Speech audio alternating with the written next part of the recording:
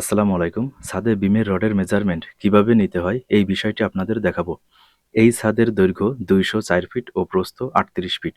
এই ছাদে মোট ১২ সাইজের বিম আছে। প্রতিটা বিমে রডের বাঁধন, মাটাম, extra top, extra bottom, face bar, বিমের রিং, সেন্টার টু সেন্টার মাপ প্রতিটা বিষয় ভালো করে ড্রয়িং দেখে চেক করতে হবে। প্রথমে বিমের মেন রডের মাপ, দৈর্ঘ্য, মাটাম সহ নিতে হবে।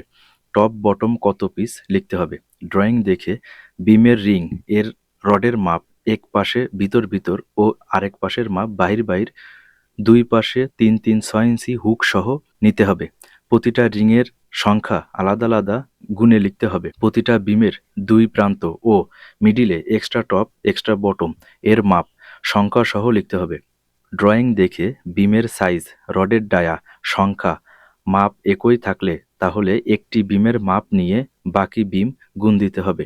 মেজারমেন্ট নেওয়ার সময় প্রতিটা বিমের মেন রডের ডায়া, মাটাম সহ মাপ, টপ, বটম সংখ্যা, extra top, extra bottom, dia, রডের মাপ ও সংখ্যা, ফেসবার, রডের ডায়া ও মাপ এবং রিংয়ের মাপ ও সংখ্যা লিখতে হবে।